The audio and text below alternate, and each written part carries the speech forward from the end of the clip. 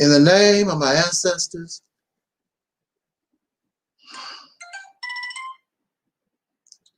peace forever and always, and welcome to another edition of what I call the Reality's Temple on Earth Internet Ministry. I am the gatekeeper or the host of this program, known here on social media. Wherever you may find me, I am known as the mighty Angel Snub 7. I am your soul brother, number one. I would like to take just a moment to hold on a second.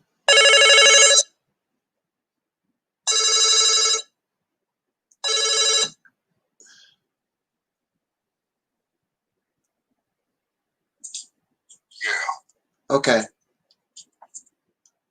Show is in progress. So hold on there. That's our soul brother Taalik calling in. I want to thank him for joining us on this another spontaneous broadcast. I want to thank my soul brother 85 for being here with us. I thank those who will be listening to this broadcast in the future on Facebook. As you know, Soul Brother 85 is giving you a shout out, Brother Taalik. Oh, tell them likewise. I'll send a shout out to him as well. Okay. And to those who will be listening to this broadcast in the future, and I most appreciate it. It is always an honor to come before us because you're so special. You're so intelligent. You are, and we're just different. It seems as though, and maybe you even said to yourself, it reminds me of what they said about the Jesus, when they said that Jesus felt as though he was due, or he was born out of season. He shouldn't have been born in this time. I don't feel as though I belong here. And with all due respect, and I don't want to try to put nobody down, it's just how I feel. I'm surrounded by dumb people. I'm surrounded by people who can't use their mind. Functional, you would call them functional illiterates. And it's frustrating. It reminds me of a person with a college degree and you are put back into the 6th grade or something like that. That's how I feel. These persons, they have a little intelligence. They play the dumb role when it feels as though that's good for them. They act like they're real stupid when it's convenient. But at the same time, they want to be viewed as this incredible high IQ, supreme wisdom type person. Which one are you, an idiot? Because are you an idiot or are you are intelligent? Which one is it? Make up your mind. You can't be both.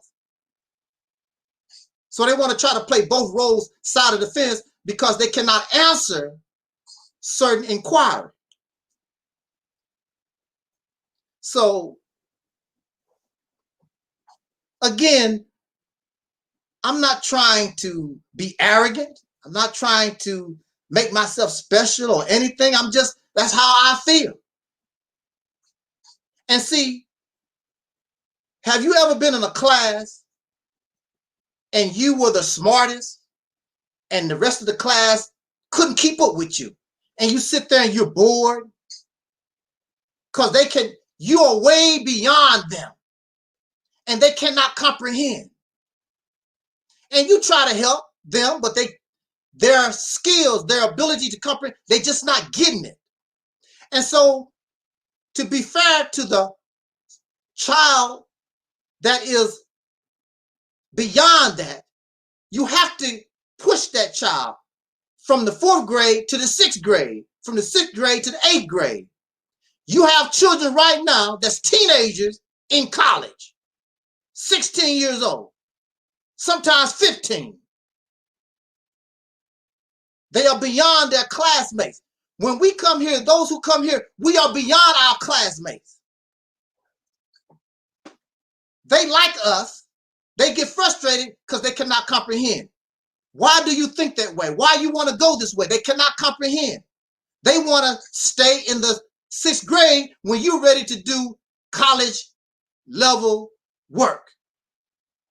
We here on this platform, we are ready to do university college level work while they still want to sit around in high school trying to go to the prom.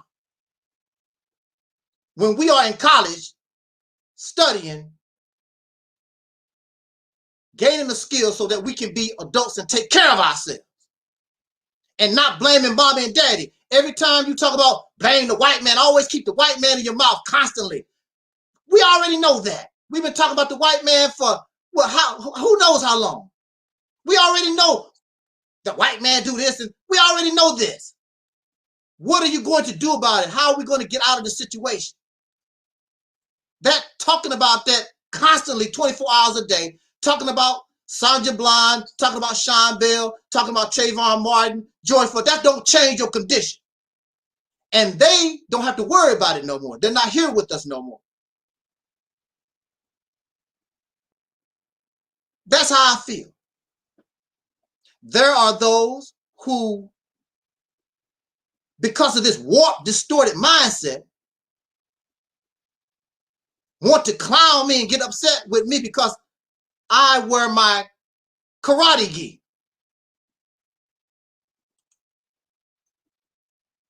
You're African. He thinks he's Chinese. I am not a Chinese. And I'm not an African either, you piece of trash.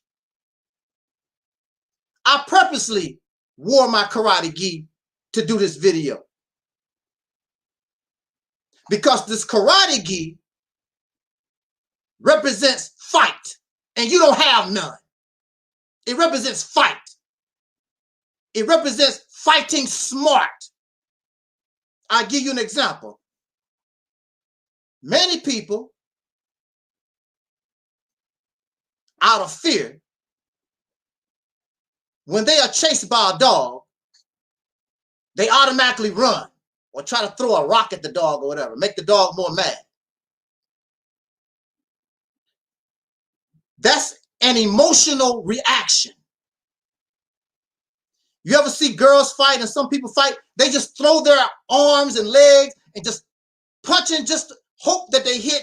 There's no strategy. It's just emotional. It's just reactionary. There's no strategy to the fight.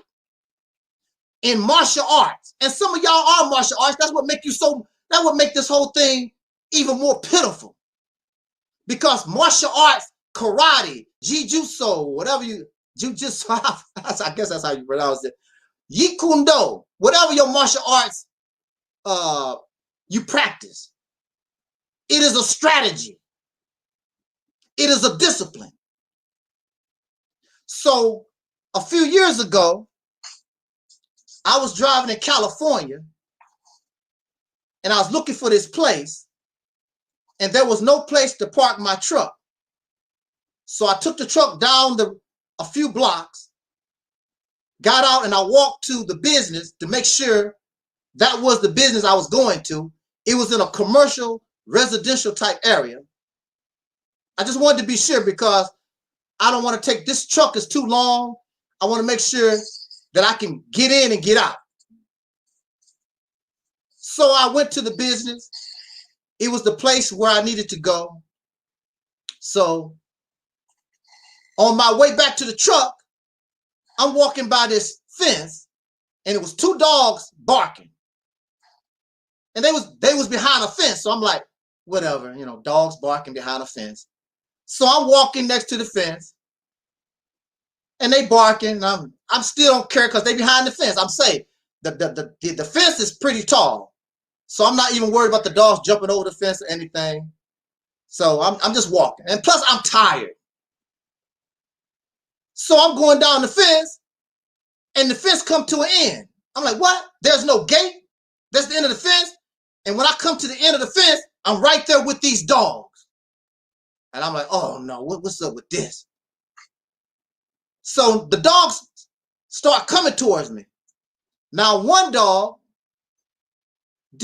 wasn't interested, just wanted to bark, and it went back behind the fence. This other dog was a boxer. Nice tall dog, a boxer with big old jaws. Now your first instinct, basically, as this dog started approaching me, my first instinct was to try to run. The problem with that is I'm too old for that now. I don't run quick and fast like I used to. I just can't do it no more. The brain says you can do it. The body says that's over with. So it's me and this dog. And then I began, and I forgot to remind myself, bro, you do know some self-defense. Remember, you was in the Nation of Islam for all those years. They taught you some self-defense. So I did not panic. I turned around and I said to myself, okay, it's me and the dog. I'm not running nowhere. So I dropped down into my karate stance, whatever you want to call it. And this boxer, it looked like this dog wanted to bite me. Okay? So the dog starts coming towards me. Now, I stay cool, calm, and collect. The only thing on a dog that can hurt you is his mouth. So as the dog starts coming towards me, I drop down low and I concentrate on the dog's mouth. And I wait for the dog to get into the right position so I can kick the hell out of the dog in his mouth. So when he reached that point, I kicked that dog and knocked him for a loop. That dog, he turned like 3 flips. I tried to knock the hell out of that dog. And he shook it off. He like, he still did not have enough, I guess. He got up, recovered from getting kicked in the mouth, and I'm ready for him. Now my next strategy is I want the dog to come in close, so I'm able to swing around the dog, catch him around the neck, and put that dog in a chokehold and choke him out and kill him. That's my plan, is to kill this dog. I'm not going to try to choke him out and knock him out. My plan is to kill this dog. I don't have no more time for these games, this dog trying to bite me. So the dog started coming, and I'm waiting. And I guess this dog decided he wanted to live another day because I'm killing this dog. And the dog turned around and went back behind the fence.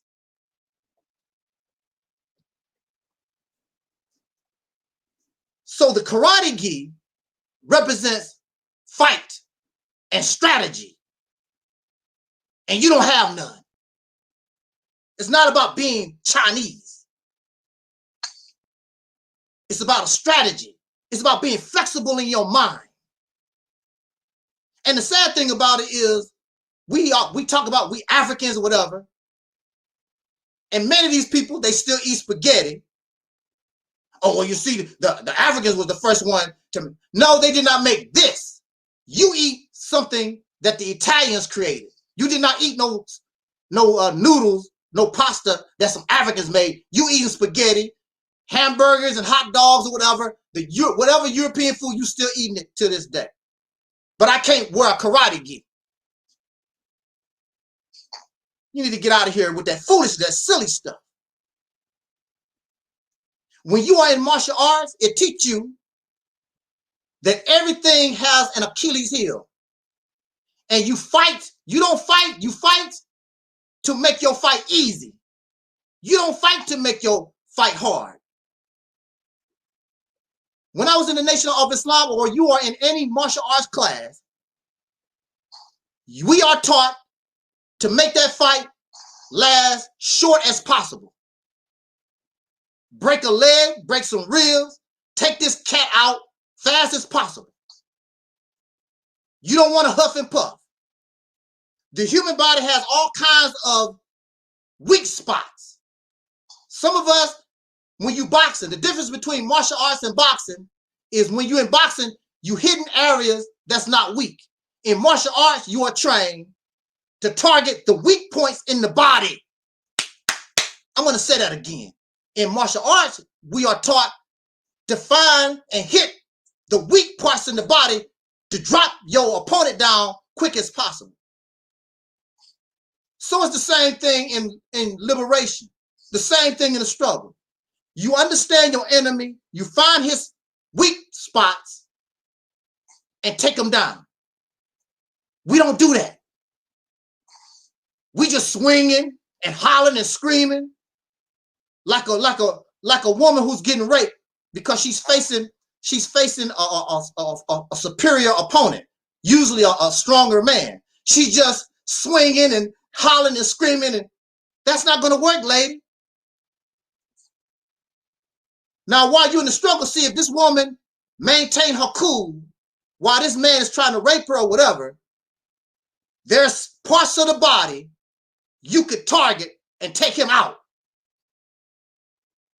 If you don't take him out, it's good enough where you can get away from him. But most people, we're not programmed like that. We're just reactionary and emotional, and we end up getting hurt.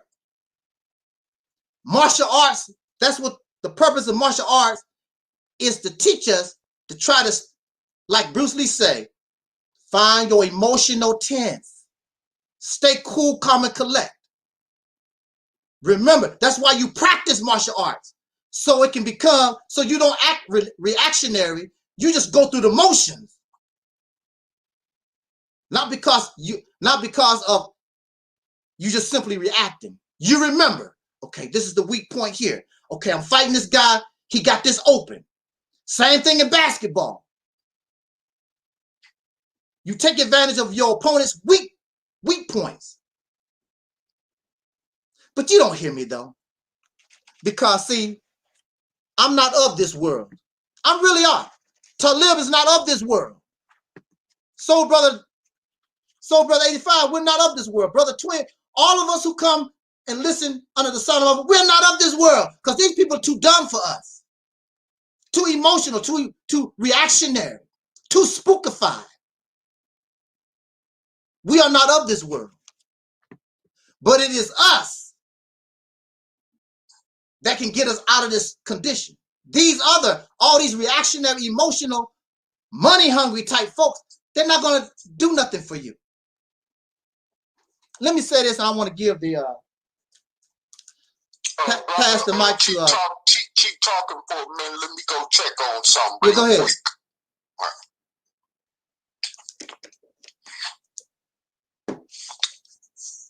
I want to send this message to the Black Liberation Power Summit that was held and being held the last day in Coldwater, Mississippi. I would have to pay attention to this summit because it is in the state of Mississippi.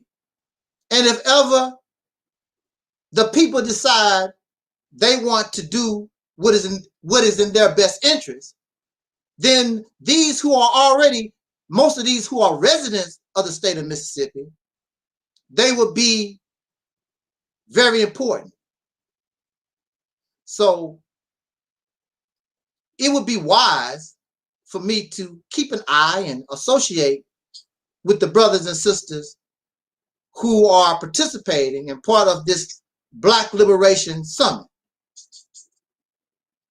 It was 2 years ago, one of the organizers, I don't know who it was, and maybe they're not even part of the summit anymore, who knows. I was sent an email to participate in the Black Liberation Power Summit in Coldwater, Mississippi. I received the email, and because of my job, I didn't know whether or not I would be able to participate. I think it's like a 500-mile or 400, 300, something. It's over 300-mile drive to that location in the state of Mississippi.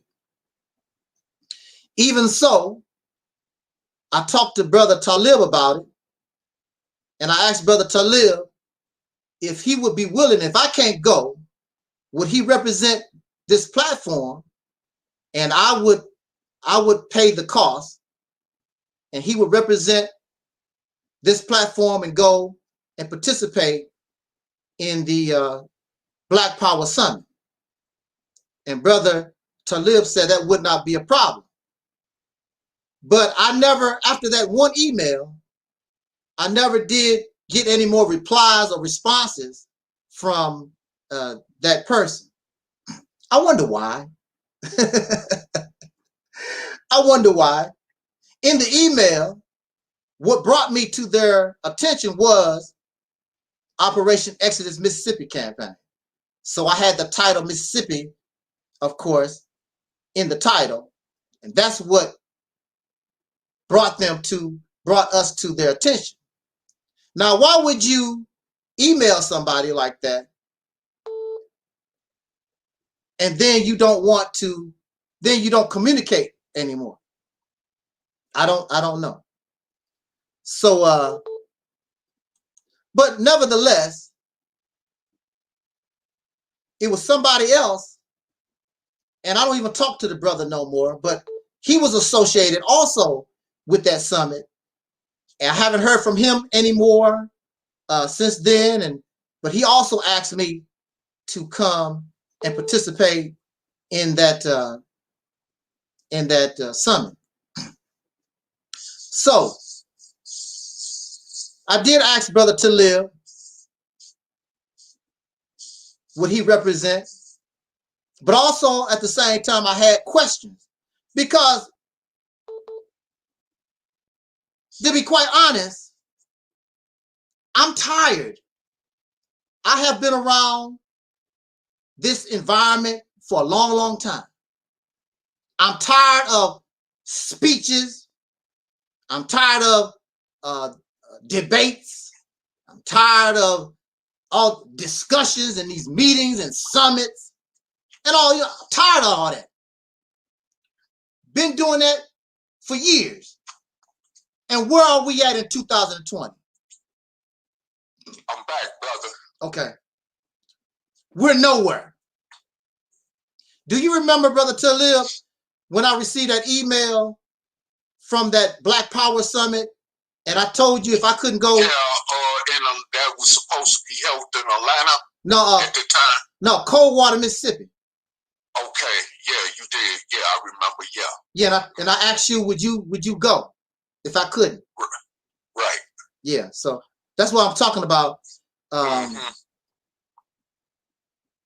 Ever since then, I haven't received any more invitations.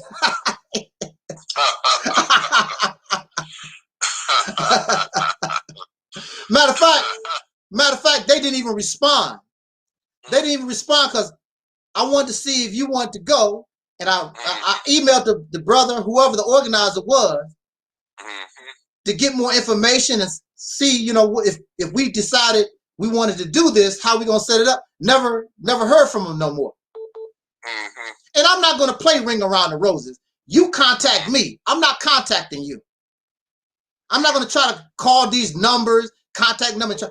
You called me. You emailed me. So apparently, you don't want me to participate. You don't have any interest in Angel Snuffing Up 7 no more. So even so, I've had people ask me, do you know about that conference, that conference in Mississippi? I have not been invited. Nobody talks to Angel Snuffing Up 7. I understand why, because really, see, this is the thing. And while you was gone, Brother Talib, I was telling the audience, see, I'm sick of summits. I'm sick of debates and these discussions and speeches and all this stuff. Been doing that for years. Here we are in 2020. What do you have? Nothing. It has accomplished nothing. Now the thing about it, see, the thing about this Black Liberation Summit is that they all come separately. Okay, they all come separately, and they're not going to leave united. They all gonna go back their separate ways. They're gonna come together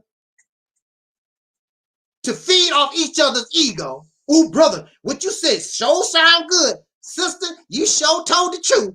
They're gonna feed off each other's ego. And then this one gonna go east, this one gonna go west. Everybody gonna go their separate ways. There's no specific agenda. There's no specific purpose. There's no specific goals. Everybody doing their own little own thing. Little own thing. I can guarantee you. They're not coming together so they can say, okay, get together, put everybody's thoughts together.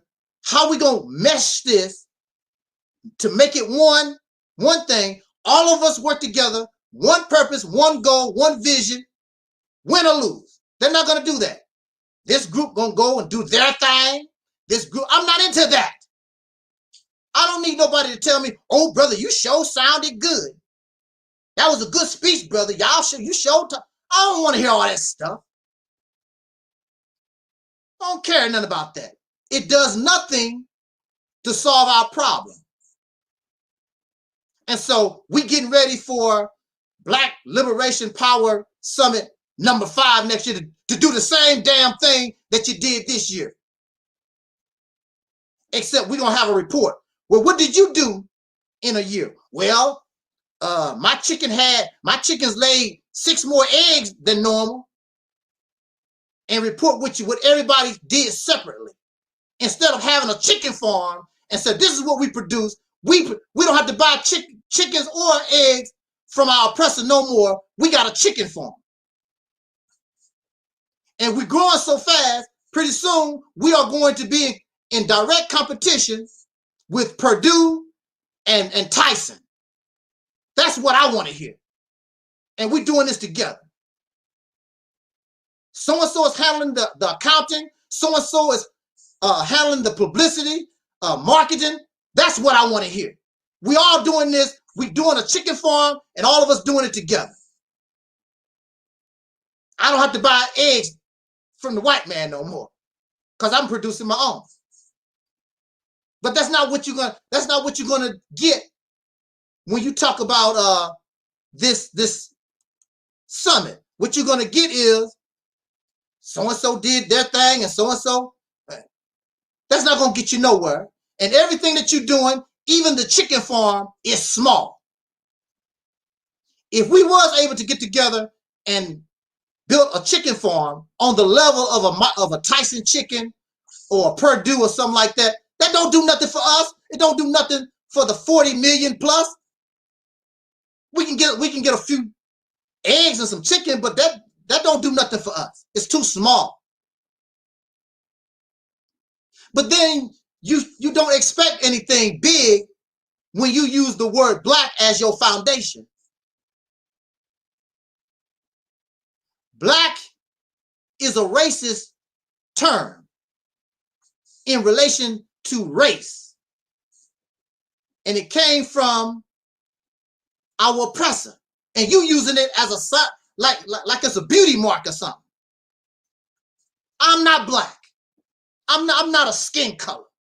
You're not going to limit me to some melanated skin, to some dark skin, to some black.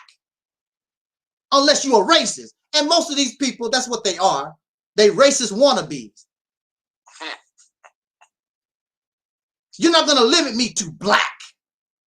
I'm proud to be what I am. I don't have to say every day, black first, black second, black third, black fourth, black fifth, black sixth, black 280. I don't have to say that every day. What's the purpose of it? Unless you are racist wannabe. That's what the Peckerwoods out in them forests is doing. White power, white. They got to keep reminding themselves. White power, every day.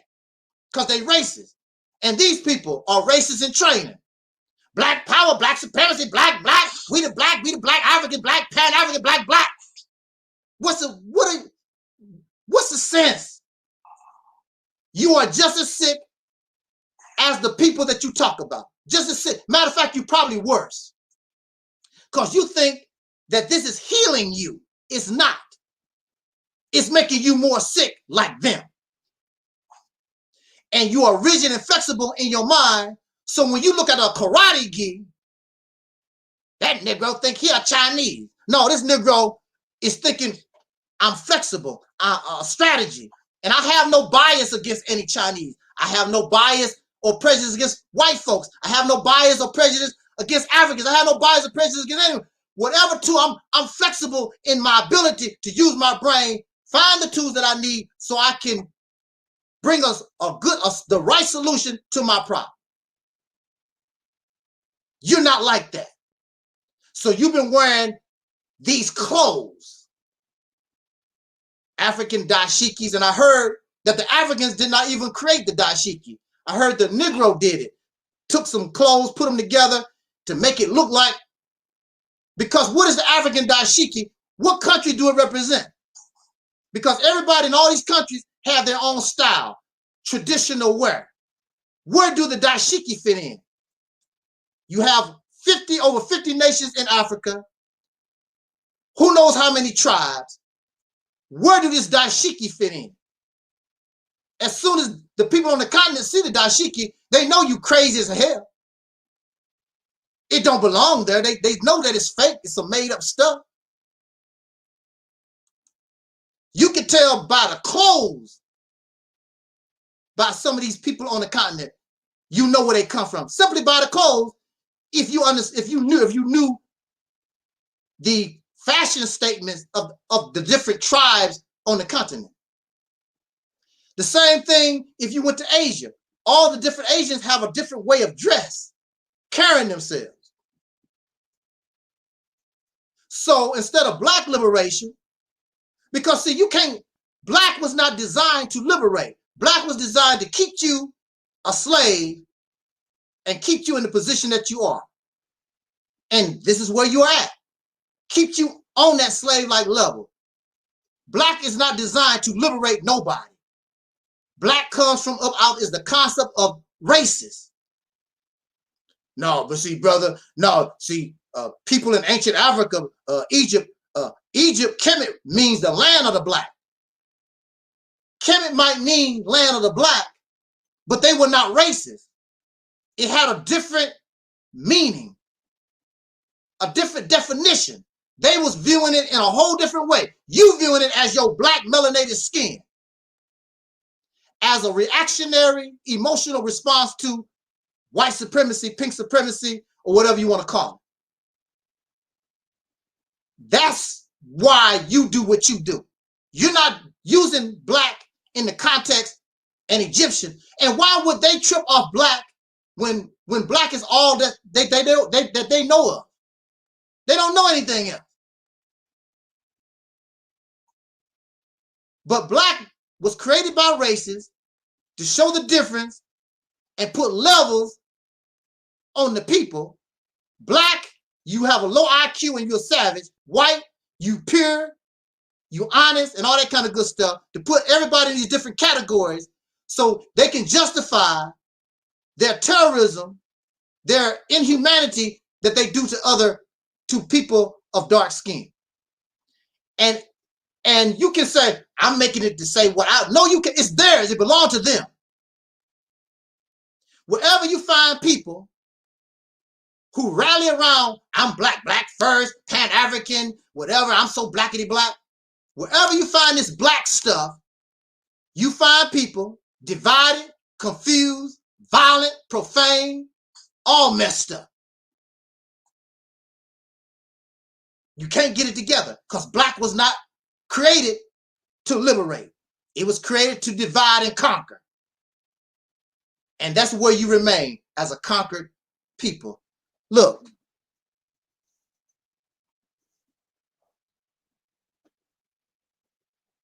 See, brother, soon as you get a chance, I would like to touch up on further on that note, because it is so important for so people to understand and realize too. But go ahead, in relation to what you're saying. Okay. Go ahead.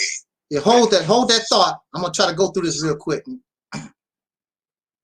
Now, I'm not to say that all these things that we do and I'm not trying to make mockery, they're not good. That's not, and see, some folks take that out of context. Oh, you talk about what you doing, since what I'm doing ain't good enough, what you doing? That's not what I'm saying here. I'm going to give you another simple example. You're a grown man. You work construction. You work out in the hot sun, 8 hours a day, 10 hours a day. And you come home and your wife give you on your plate the same thing she gave her 2-month-old child. What you gonna do? Look at that. It's food, eat it. It's good for you.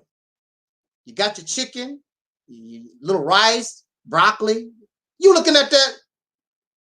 You do like chicken, and you do like rice, and you like the broccoli. What is the problem? The problem is it's not enough for a grown man on the construction site doing hard work all day. It's a nice little snack for him, but it's not enough. It's good. It's nutritional. You got your broccoli, got your chicken, rice, whatever. It's not enough for this grown man. That's your problem. Doing these small things. We are a people or a group, 40 million plus. These little things that you do and you put it on our plate is not sufficient. So what happens to a person when they are not getting enough to eat? They suffer from malnutrition. Their bellies begin to bulge. The flesh in their face, they become skeletonized. They lose weight. Always hungry. They're not getting enough food. So you give a starving child a little bit of this and a little bit of that and blah, blah, blah, blah. It's not good enough to get them back healthy and strong. So this man is looking at this. Hey, baby, what you think I am, 2-3 years old? You got give me a big sandwich or something. Look, I work hard. This is what we're dealing with. It's not that what you're doing is not good. I'm never saying that, because every little bit helps, but it's not enough because you're still starving. You're still dying from malnutrition. Malnutrition kills people because you're not getting enough food. So this 40 million in this country, and we're creating our own little businesses, and we're doing a little bit of this, a little bit of this, a little, what they say, a little dab will do you, a little bit of this, but it's not enough to sustain this organism. And this 40 million in this country suffering from malnutrition. That's the problem. You're not getting enough to eat. So Brother Maurice Muhammad wants to do a smaller version of the Mississippi campaign. There's nothing wrong with that. It's an honor that I and Brother Talib, we would inspire this brother to want to do that. That's not the problem. Even if he's successful, it's not enough to eat. It's not enough. It's a little tiny. Well, see, I'll do the little and it's going to grow. When you're starving, you need your food now. You can't wait for this corn plant, put in a seed in the ground and wait until this corn. You need your nutrients. You need some fish. You need some chicken. You need tomatoes, onions, whatever. You need it now. You cannot wait to put something in the ground and this is going to grow. No, that's not how it works. You need it now. There are people in countries where they are suffering starvation. They can't wait until they put seeds in the ground. Matter of fact, they're not even healthy enough to put the seeds in the ground because they are suffering from malnutrition. So if I attended this Black Liberation Summit would they really want to hear what Angel Snuff Nuff 7 wants to bring to them? No, because their minds is distorted and warped by the black. And black is not designed to liberate. So when you talk about black liberation, you really are canceling yourself out, because black was not created. It did not come from you. It came from your oppressor. And it was not designed to liberate you at all. Now, unlike some of these other suckers out here, I don't mind helping you. I can donate to anybody that's doing any kind of good. Your school, you want to sell some shoes on the street, whatever you want to do. I don't mind helping you. Now, if you notice, nobody wants to help Angel Snuff Nuff 7. There's a Pan-African fake New York City wannabe nutcase talk about what I can give him, buy some shoes from him. Ain't donated nothing to me. Never done nothing for me. Except try to force me to be an African. And I tell you, I'm not interested. And we just talked about that yesterday, about how these people try to force their crap on you. But I'm willing to help. Yeah, that's right, brother. Soul Brother 85. Bunch of takers. I have done it in the past. I helped Hebrew Israelites. I have helped the Moors. I helped Christian churches. Of course, you know I helped the Nation of Islam. Nobody. I help people on YouTube. I share people's videos.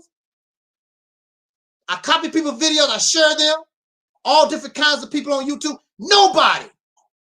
Except Sister Noble. Nobody help Angel Snuff Nuff 7. Nobody. But they want you to, they always begging what you can do for them. Because I'm not like that. You're doing something good, I helped you. The Mississippi campaign is good. Why can't you do anything? Because see, you know what I'm talking about is good, but that black crap in your mind is stopping you from making good decisions. That's good for your benefit.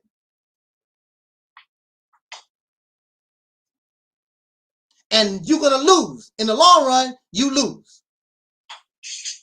So they don't want Angel Snuff Nuff 7 at the Black Liberation Power Summit. You don't want me because you can't handle the truth. You can't handle reality. So I guess when they found out what Angel Snuff Nuff 7 was about, well, we don't stay, no, delete. Because you still want to continue to be a damn loser. And I'm not about losing. I'm about winning. Win for real. I'm not talking about going to a summit and everybody feeding off their ego. Oh, brother, you sounded so good. Yep, that's what we need to do. That's what we need to do.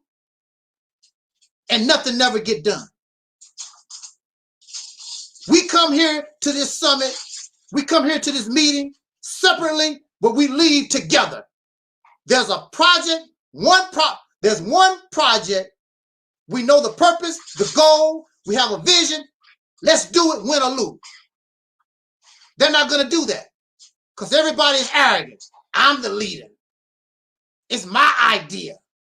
You're so selfish and arrogant and pitiful and pathetic. I'm a man born out of due season. I shouldn't belong here because people around me, too damn ignorant. Functionally illiterate is too stupid. And you're never gonna move forward until you get smart. Instead of thrashing out at your enemy, hoping that you can hit something, why don't you be like the martial artist and have a strategy? Understand the weak points of your enemy. Stay cool, calm, and collect. And take your enemy out slow but fast. He or she don't even know what hit him. You play basketball, that's a strategy. Y'all play baseball, that's a strategy.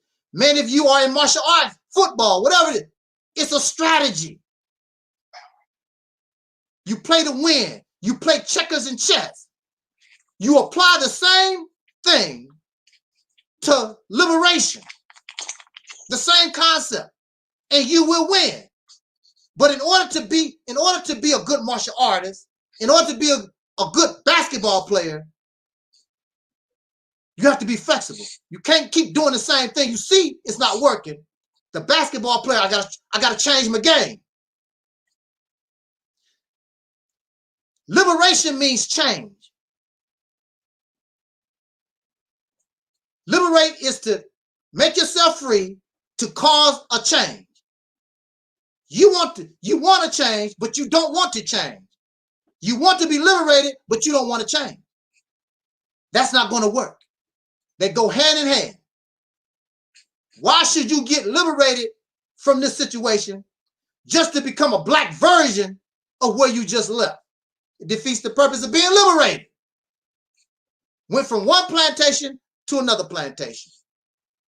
I went from one mic to passing the mic to Soul Brother Taalik. Yes, sir. Yes, sir. All right. Yes, and this is your soul brother Taalik. Yes, thanks to our number one soul brother, Angel Snub 7, for inviting me on this platform. Yes, I want to touch up on some things, and also related to what he was just saying, basically kind of piggybacking off of what he was talking about. Over the years, I've been really looking at this so-called pro-black construct, and I really have never seen nothing in fruition come out of it but a bunch of rhetoric, a bunch of division, and a bunch of, just chatter talk and lip service and no action in relation to our plight as a people, and to know you really haven't really done nothing, not even as much equally as the civil rights movement did when it came to our people's plight in this country. So, and if you can show me and prove to me what you did, even in amounting as compared to the amount of what the civil rights movement did, then, put it on display. Come challenge what I just said. And I just leave it at that, but as far as,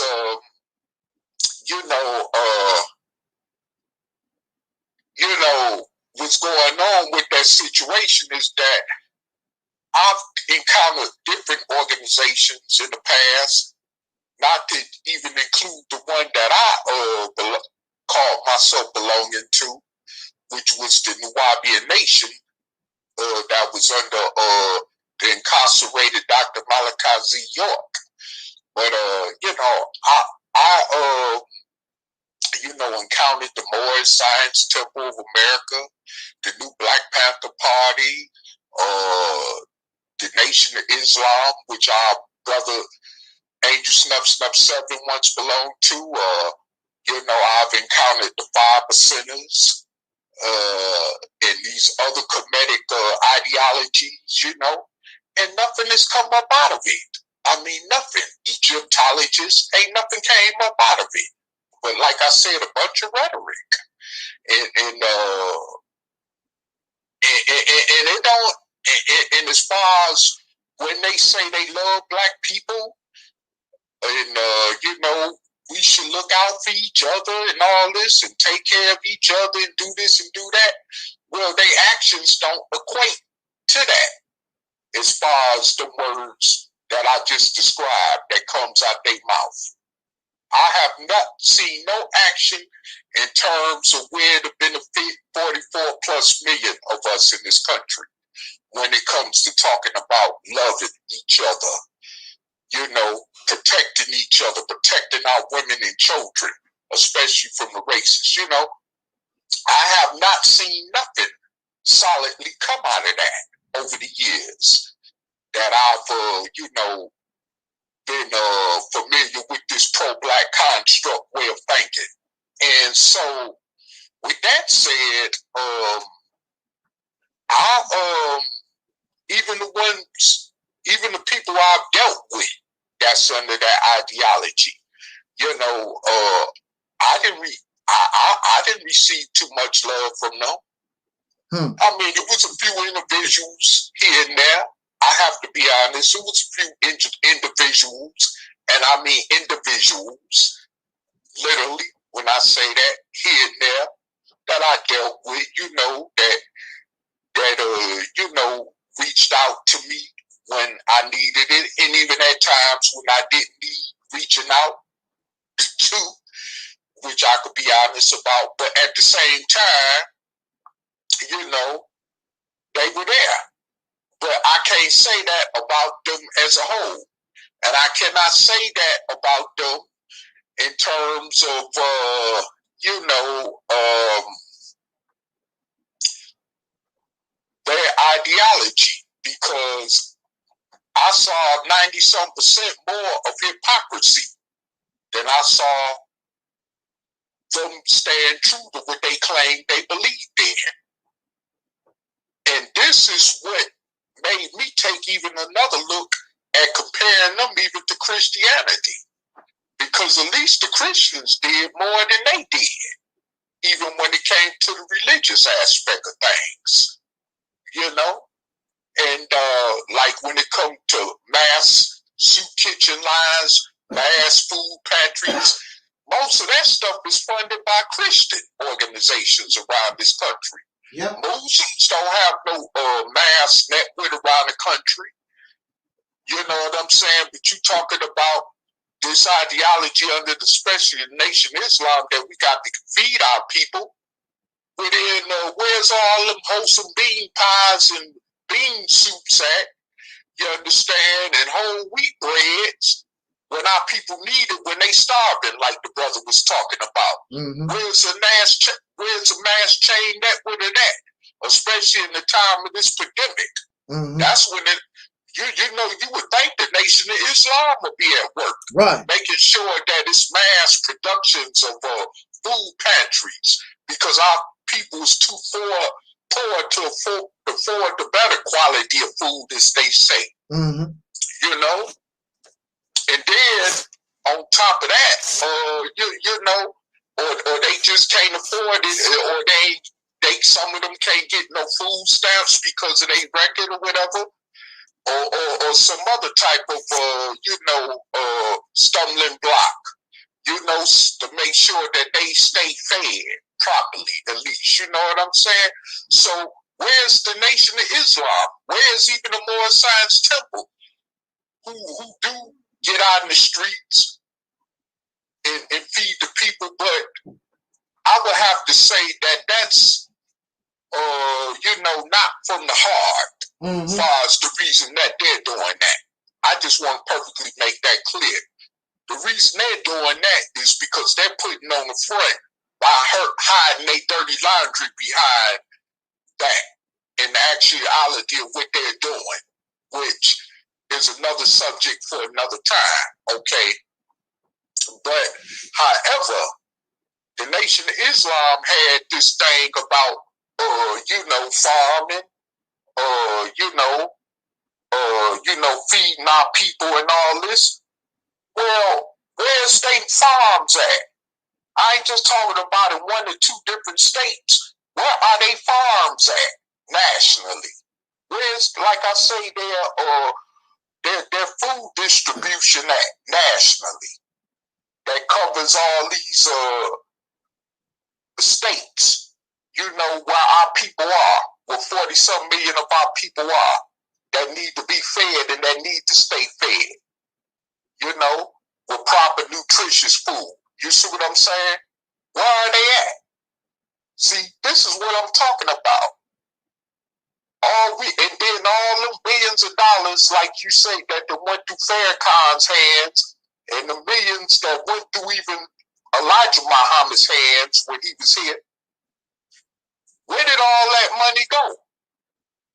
When our people are still, you know what I'm saying, at the low economic chain bottom of everybody else in this country as a group of people.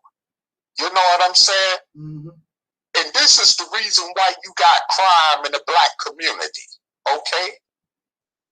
Because even when it's hard, when some of our people tried to be legit, there's so much stumbling blocks in their way.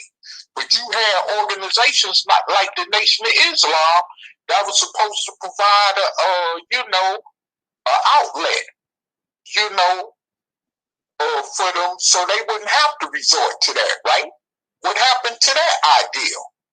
Where did that go? You know what I'm saying? And then when the Nation of Islam did have a fishing industry going, you know what I'm saying? They did not massively, create it to where to benefit 40-some plus million of us, And so my thing is this, and I know good and well that the organization I once so-called claimed didn't produce a damn thing for our people, like these other would-be sub-organizations that came even after the Nation of Islam, like the Nubian Nation and the Hebrews under Yahweh ben Yahweh. And Yahweh ben Yahweh died with $200-some million in his bank account. Especially for those of you Black Hebrew-like Israelites, information, He died with $200-some million in his bank account. And that organization that he had, he had most of them Negroes out there doing all kind of scandalous stuff, killing people, especially because they didn't believe in their ideology and all type of stuff. And it wasn't white people that they was killing either, right? Because Yahweh ben Yahweh said that he would love to have a Caucasian's devil head on the plate sent to him. But yet, primarily and mainly, all they victims, as well as murder victims, was Black. There's no record that they victimized any Caucasians. That's just like in the case of the Nation of Islam, in the case of the Nubian Nation, in the case of the Moorish Temple of America. All late crime victims under attack or that were murdered were Black. Okay? So, like I said, y'all always talk this crap about, well, we gonna go at this beast. We need to go at this beast instead of going at each other. Well, I don't see that in y'all actions. Nope. Ain't none of y'all niggas picked up no guns and aimed them at no Caucasians. But y'all always aimed them at Black people. Just like any other Negro in the street do. You know what I'm saying? Yes. If y'all picked up a knife or a bat or a pipe to harm somebody, it wasn't a Caucasian. It was another Black person. Okay? So, I don't miss me with that. Okay? And this is the thing. This is the reason why I don't really have no interest, even in listening to anything that people under that pro-Black construct ideology got to say. I see it all over social media. I don't even listen to it. Mm-hmm. You know what I'm saying? I used to listen a lot to Eric Muhammad's videos.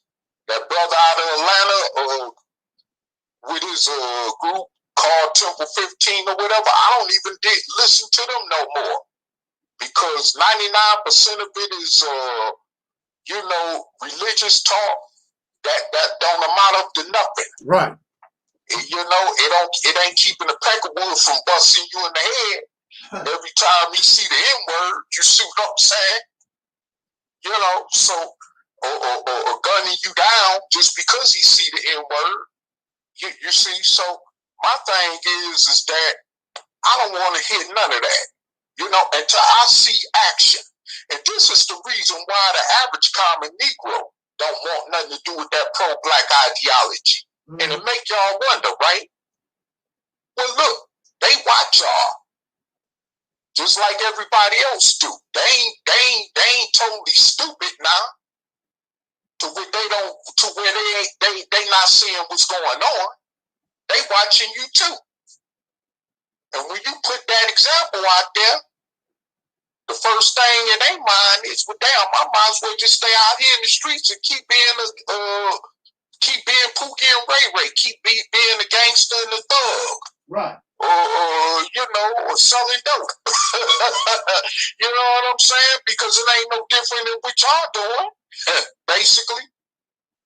Although it's under the name of, it come in the name of pro-blackness, but y'all doing the same thing. Y'all just, putting the pro-black twist to it. Mm-hmm. So, I mean, man, it's like, in actuality, brother, I personally have known brothers in the 5% nation, as well as the Moore Science Temple, that actually sold dope. And probably are still selling dope to this very day. But these organizations were supposed to have been about building or uplifting fallen humanity. How is you going to build humanity up or uplift fallen humanity when you selling dope? The fallen humanity that's already a fallen part of humanity, but you selling dope. What kind of sense do that make? So this is what I'm saying. And then don't turn around and make no excuses, because ain't no excuse. Mm-hmm. Especially when it come to crime, ain't no excuse. I don't care what nobody said. And I used to be out there in the streets myself. So don't tell me it's an excuse to crime and that crime pays. No, I don't believe that, and you'll never get me to believe nothing like that. Mm-hmm. And when you come to me with that, you better recognize who you coming to. Cause I'm gonna set you straight on that in a quick heartbeat. But like I said, man, it's just pitiful. And this is the reason why I don't, like I said, I don't even associate. It got me to the point now where I don't even want to be really associated with other people's soul unless they really trying to do something to turn our condition around. Unless I see some action, some real core action to the point where it's going to massively benefit us as a whole, like 4 million plus, mm-hmm. then I don't want to even talk to you. If you ain't on that level, I don't even want to talk to you. Mm-hmm. And it ain't because I think I'm better than somebody or none of that. It's because of the reality is that I know that dealing with other people's soul has not gotten me nothing but a bunch of fairy tale drama and a bunch of promises that was broken and a bunch of other ignorant stuff that come along with it. You know what I'm saying? Mm-hmm. And I don't got time for it. You know what I'm saying? I could be miserable in my own, comfort zone by myself. If I got to live like that way, you know what I'm saying? Exactly. So, miss me with that, for real. But the thing about it is that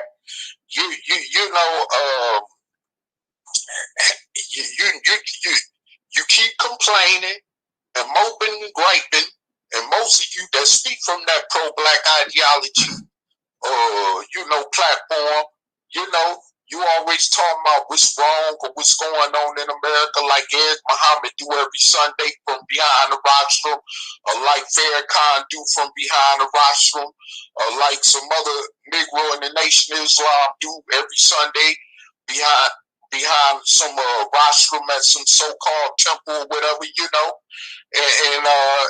you talk about what's wrong, but you still got jobs where you working in the welfare office. Some of you I know got jobs where you work for the welfare department, mm-hmm. and talk talk down on black people or brown people. Sure do. You know what I'm saying? But then on Sunday, you got your bow ties on, your suits on, talking about assalamu alaikum. Mm-hmm. You know? So, I mean, you know, I mean, really miss me with that. Straight up. Miss me with that one. I really could care less, you know, about that rhetoric. If you ain't producing no action, then you ain't really talking about nothing. You know, and it's just that simple. You know, why people still out here getting shot, you know what I'm saying? Like rag dolls by these racists. You know what I'm saying? Getting lynched. Yeah. Mm-hmm. In 2020, still getting lynched. And not just down south, but in places as far as out in California. You know what I'm saying?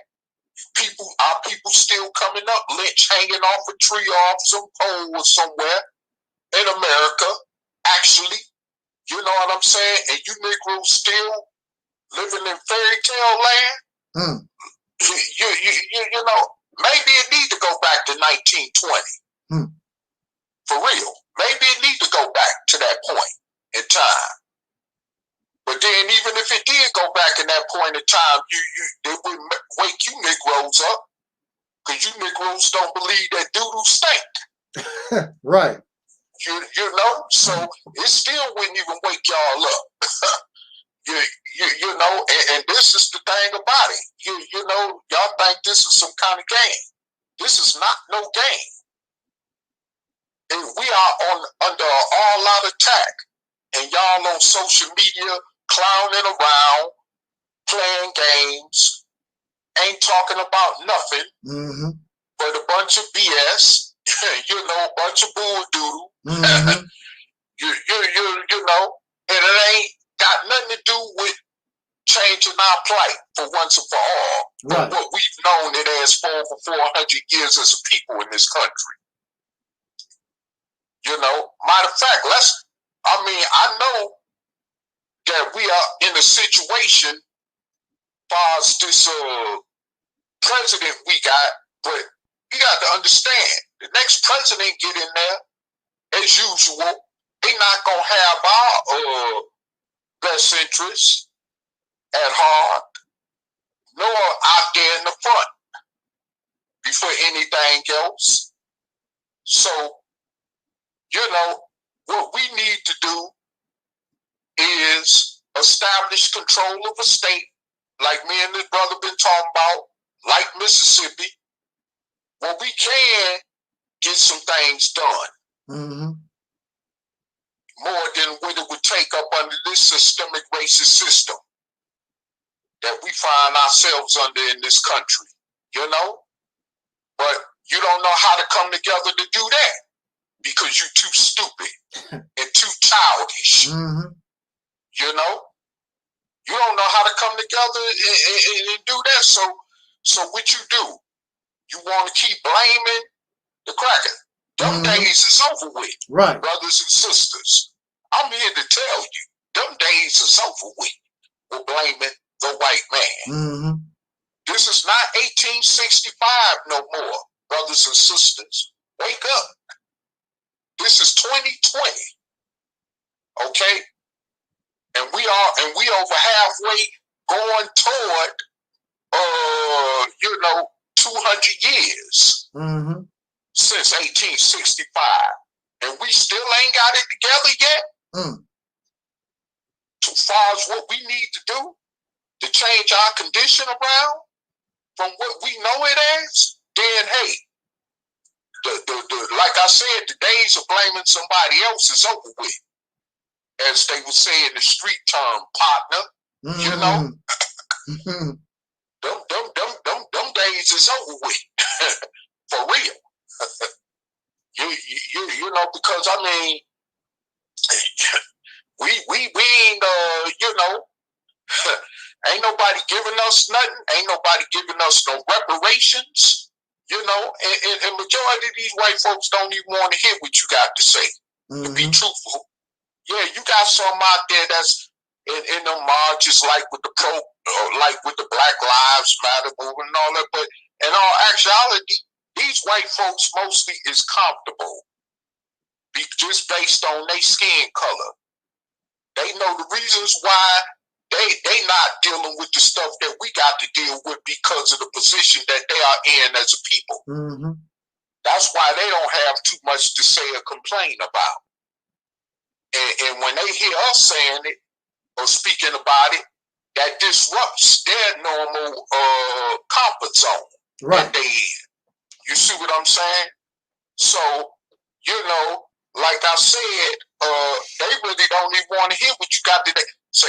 Why you think they allowing, why you think the government is allowing all these Africans to come over here, the ones that's running from Africa? Why you talking about Africa? They running from Africa. Why you think they allowing a bunch of them, even the ones coming from the Caribbean? Why you think they allowing them to come here to replace us? Because the government wasn't always letting them people in here from the black and brown countries like that. Especially before the civil rights movement era, they wasn't letting them countries immigrate to the United States like that. You know, they had a policy to keep black and brown countries from immigrating to the United States. But some of y'all quickly forgot about that. They doing that for a reason. Because they know that when we complain, they know it's unsettled scores of over 400 years that have to be, accounted for. And they don't want to deal with that. That's another reason they don't want to hear what we got to say. So this is the reason why they not giving us nothing. This is the reason why they letting Africans in here. This is the reason why they letting people from the Caribbean in here. This is the reason why they letting Hispanics in here much as they is.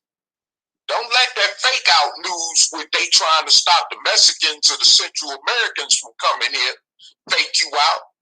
That ain't nothing but a fake out.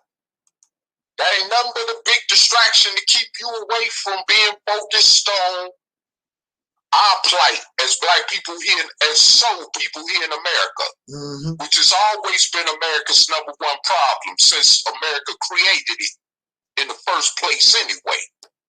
Okay? But because you don't have sense enough to look at the whole broader scale of the picture, while y'all on this petty level of dealing with each other, then you're going to keep getting petty results.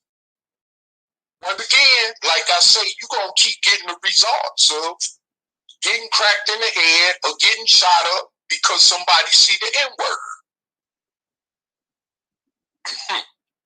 You know? Some of these, listen, let me tell you something.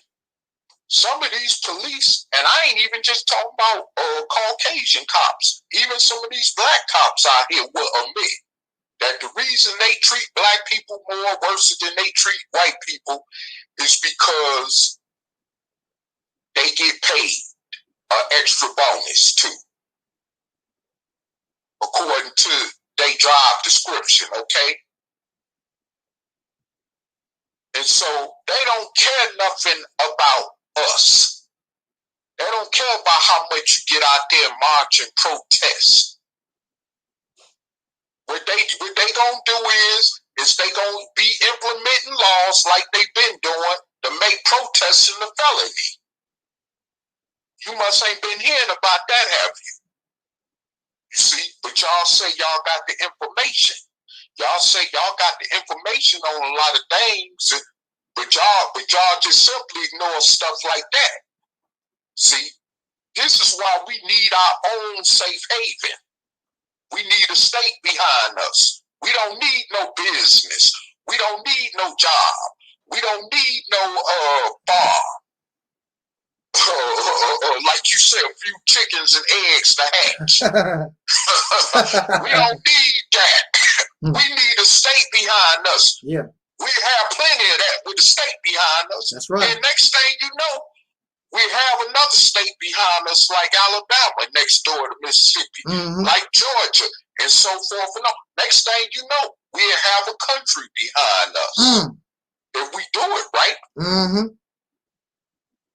But you don't. But you too damn scared to come together to think on that level, Right. because you think so daggone small. Mm-hmm.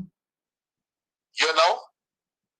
So now you're in a situation where, I mean, you know, it's do or you don't, or you get like me sometime, which I admit, and I'll be the first one to admit, I want to leave America to get away from all this shit altogether. Excuse my French, but because I usually don't cuss, but right. Hey, look, we shouldn't have to run.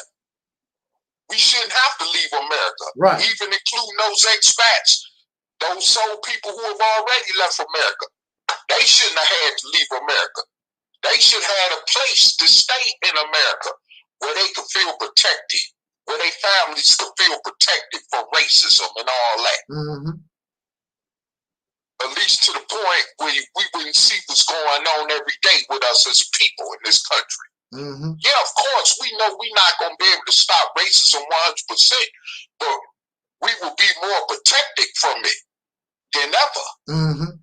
And see, we haven't seen that part of our existence in America for over 400 years. So we have accepted our condition, that that's the way it's going to be. And some of us feel like that's the way it's just going to remain. And see, that's another reason why I can't deal with soul people like that. And you know, I just can't. And I'll be the first one to say it just that way. I can't. Mm-hmm. You know, because y'all think on a level where y'all think actually on the level of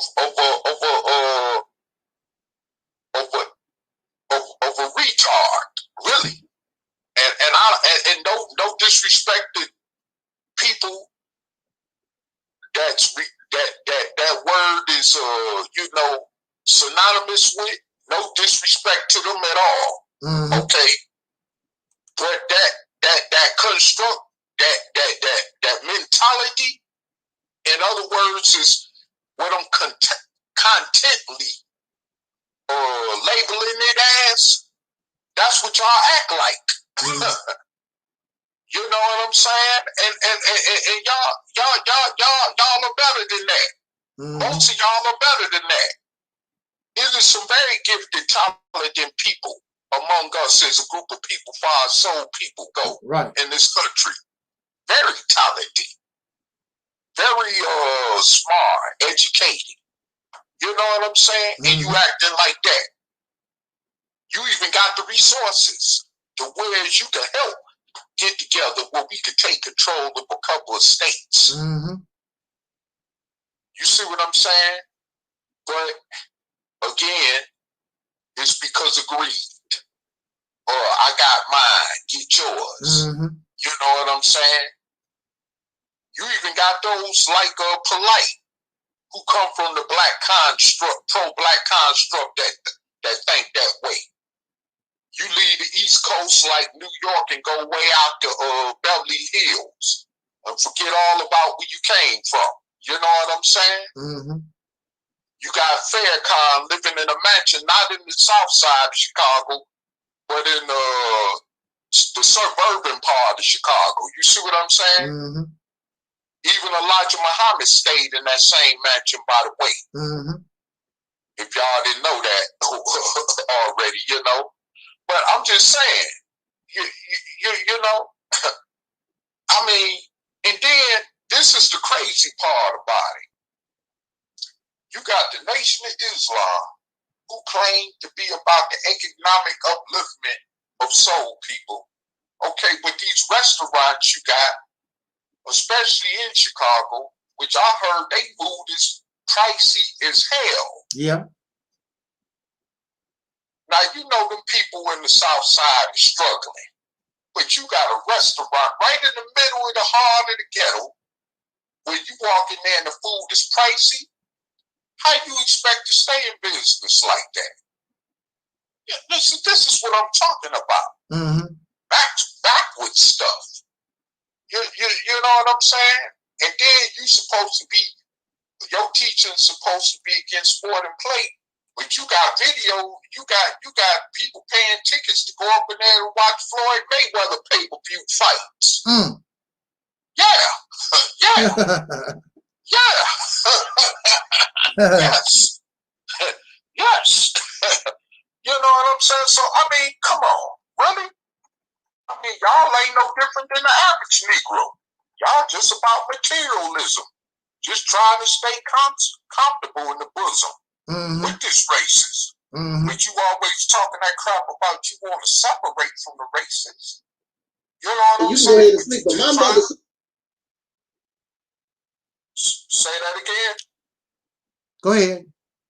Yeah, you know, so you know, that's why I say, man, you know, it's just a bunch of bull-doodle right. that you talking. You know, you ain't really about that work. Nope. Like they say in the street terminology way of speaking. You know, you ain't really about that work. If you really was, you know, you really have to worry about the white man watching you. The right. white man ain't worried about you like that. Nope. You know, so I mean, man, cut it out. I mean, for real, just cut it out. I'm just saying, just really cut it out. Just be real. Just say you about getting paid. Or like Eric Muhammad would say, getting paid and getting laid. You know, you know, just say that. Just go on and say that. You know, that's what you about. Right. And that just don't apply to the Nation of Islam. That apply to all them black, you know, pro-black organizations, even the ones I named early on when I started talking. You know, I mean, you about getting paid. Just keep it real. You don't care nothing about no soul people. Right. You know, I know brothers. You know what I'm saying? I could that if a brother needed help, just financial, little few dollars in his pocket or some food. You know, now you couldn't even just straight up walk in the Nation of Islam mosque and ask around. I mean, they'd probably help you, but not as much as you would if you went around them Sunni Muslims. I'm talking about like the Arab ones, you know. You get more help from them than you get from the Nation of Islam. Sure would. You know what I'm saying? I'm from Detroit, which is a predominant Muslim populated city in America. I know that for a fact. You know, so I mean, you know, and that's just the truth. You know what I'm saying? But here it is, you got people like Eric Muhammad that are talk down on Orthodox Islam. But like I say, when them black people in the community where you at in Atlanta need help, even with food, especially in the time of pandemic, what do you have to offer them? You know what I'm saying? With a bunch of bull doodle that you be talking from behind the rostrum every Sunday? Man, come on. Don't nobody got time to hear that. We you know, our people is struggling out here. Our people hurting out here. Most of our people is dying from this more than anybody else from this COVID pandemic.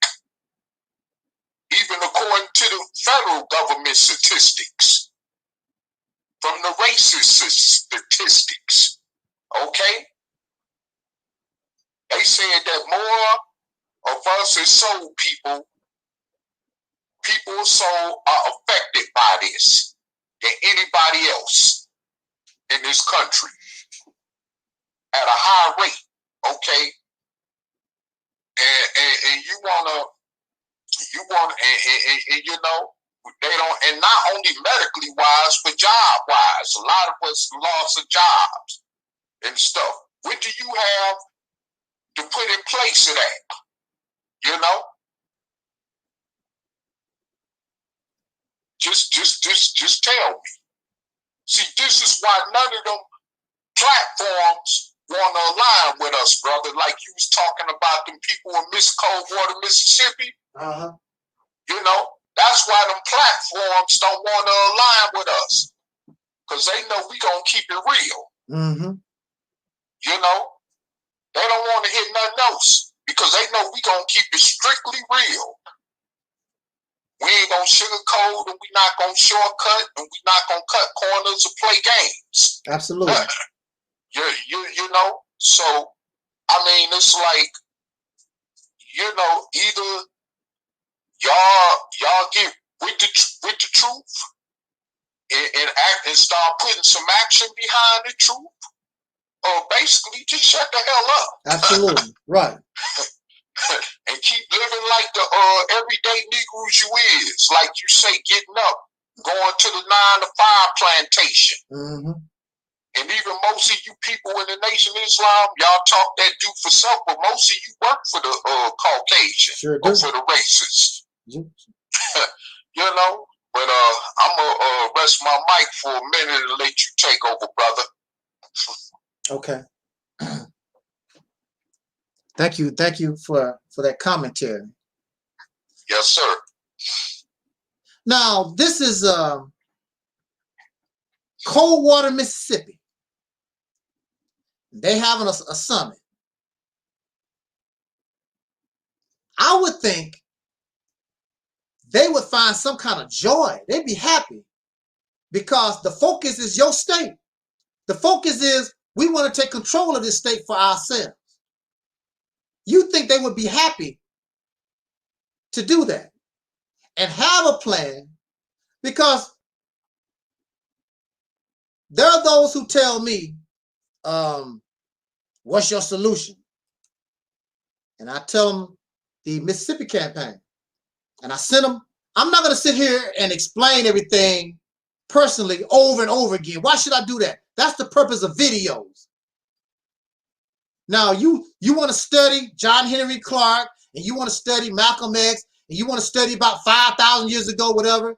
I'm not going to sit back with your happy ass and go back and forth with you. And you don't even, and I got to start all over from scratch. Every wacko that come to me talk about, what's your solution? That's the purpose of the Mississippi campaign site, the YouTube channel. You go there, and in order to get the foundation, start off with the wonderful video created by Omar Shabazz. Start off with there. And every video that I've ever done, ooh, I was tripping. I was tripping, brother Taalik. Hey, I was tripping. I'm going to tell you how I was tripping. I'll get right back to what I was saying. I got another computer going, right? Right. And from that computer, it looked like some kind of shadow, a spooky figure was behind me. Right. I'm like, what is that? That's why I had to look behind me real quick. What the hell is that? That's my shadow. Right. Right. See that spook? See that spookiness is still in me. Right. That's messed up. Right. But anyway, before I was scared by the ghost, because I had a light on. I had this light on at first, and that light will keep the shadows, whatever. I won't be able to see the shadows. But I turned the light off for a little while because that light be bothering my eyes. And I saw that shadow because I'm looking at another computer screen. And I'm like, I thought it was some kind of spook or something behind. I said, what the hell is that? Nothing but my shadow. Nothing but my shadow. See how spooky we are? Even Angel 707 is still spooky. Woo, I'm embarrassed. At least you're being real. Yeah. About it. Yeah. I'm embarrassed. A lot of them were justified. Yeah. Woo, how embarrassing. But, I mean, it's still in me. I know it haven't gone nowhere. I was raised on that for years from a child. That spooky stuff. It's embarrassing, but I know better now. And you see, I quickly found out what the reason was. It's not, it's my shadow. But here we are. You would think these brothers and sisters in Mississippi, we want to concentrate on their state. You think they'd be happy to control the state, not talk about let's get some acres of farmland and let's make a town. No, I want to take control of this state. I want to be the manager of this state. I want to take control of it. I don't want it. I just want to rent it. I just want to use it for my purpose for a change. And this video has 11 dislikes, 0 likes. Why? Why? What's wrong with taking control of a state? What's wrong with taking control of 2 states? We can do this. I'm talking about we can do this. I'm not talking about go to the government like Minister Farrakhan talk about, go to the government and ask the government for 10 or 12 states and they take care of you for 20, 25 years till you can go. We're not asking all that. We're going to do this ourselves on our own. We have the resources. We got the money. We got the talent, everything that we need. We don't have to ask them nothing. And next thing you know, we look up, we got the 10 and 12 states Farrakhan was begging for. We went out and just done it. Ain't begging nobody for a damn thing. But they don't know how to fight. They won't put on their karate gi because that's Chinese. Well, you know, brother, the Africans started martial arts. Well, I can't tell Africans started martial arts because y'all can't fight worth a damn. I can't tell Africans started martial arts. I don't see no fight coming from you. Africans ain't doing no damn better than us over there. So, I mean, it don't really matter if they did or not. Right. So since they developed martial arts, how come they still getting their ass whooped over there and under control? Speaking Portuguese and French and Spanish. See, they don't want to keep it real. They want to put me and you and everybody on this platform. They want us to join them on their slave plantation. Nah. Had enough. Been there, done that. Can't do it. Now I want to make a couple of points and we're going to be out of here. Now, I want to ask you, Brother Taalik. Okay, we've known each other now probably 3 years, going on 3 years or something like that. Right. And when we first started going back and forth and talking, it was strictly email. Right. That's how we started, strictly email. Right. Now, I don't agree with everything that Taalik said. Right. And I'm very sure Taalik don't agree with everything I say. There are certain behaviors that I exhibit I know Taalik don't like, but he just stay cool, calm, and collect and just deal with the madness.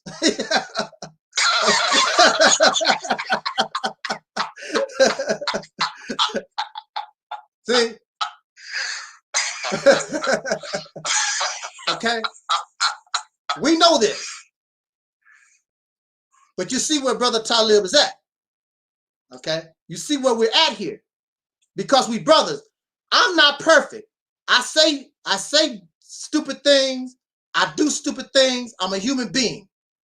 I can't be perfect. I'm not going to sit around here, run around here, especially since I'm ill and sick. I go through mood changes. I have mood changes where I hate everybody. I don't even want to talk with nobody because I'm feeling sorry for myself and depressed. I have to until I snap out of it. I don't know, because see, I'm in a situation where I'm here today. I could be dead tomorrow. That's the kind of situation I'm in. When you facing death, all kinds of thoughts go through your head. So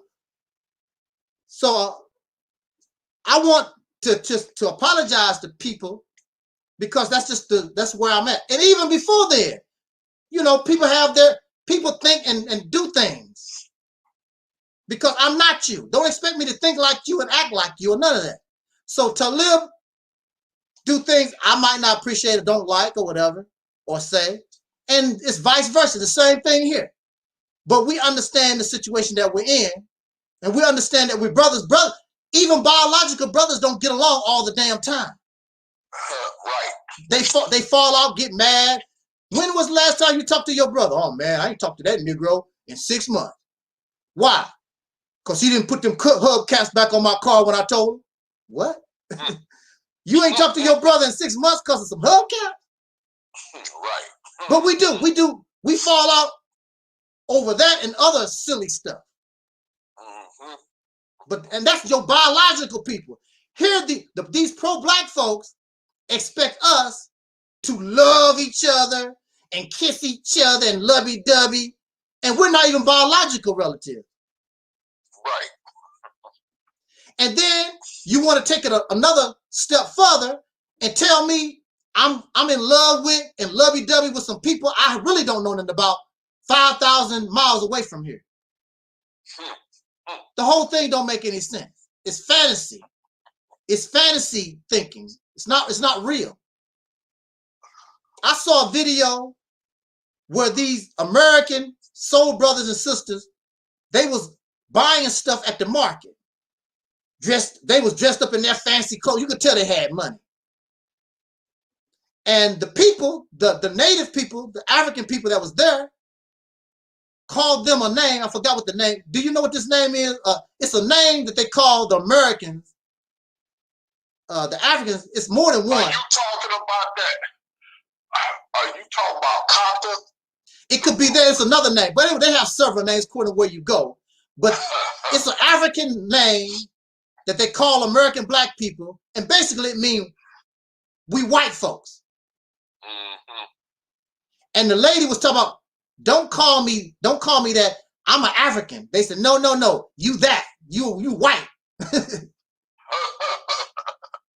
And she gonna sit there and try to argue with this African lady, and the other people was agreeing with the African lady. You not us. You white people.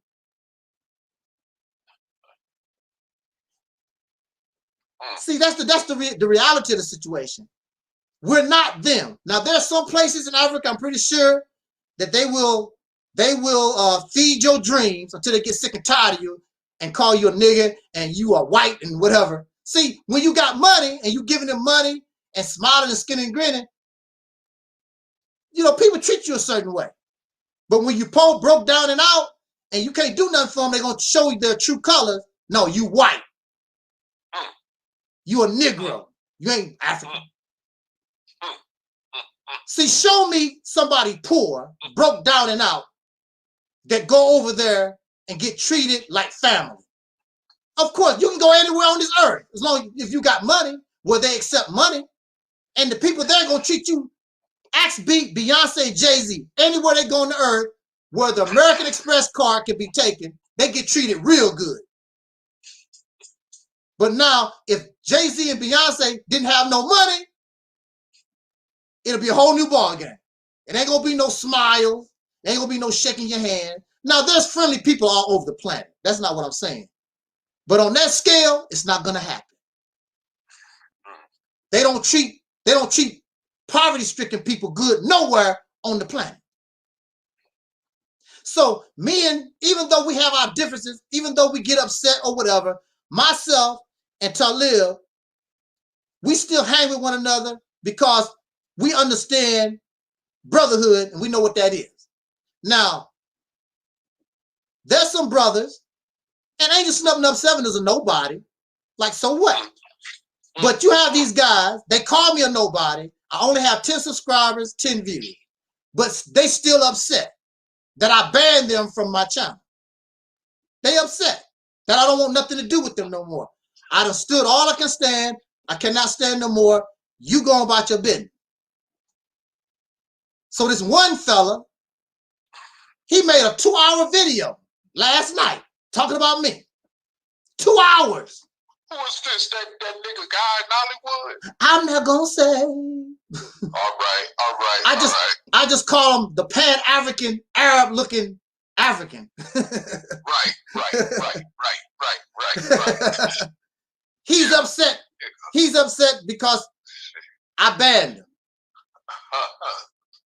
And anything that he can do to think about, he want to aim at me. Nonsense.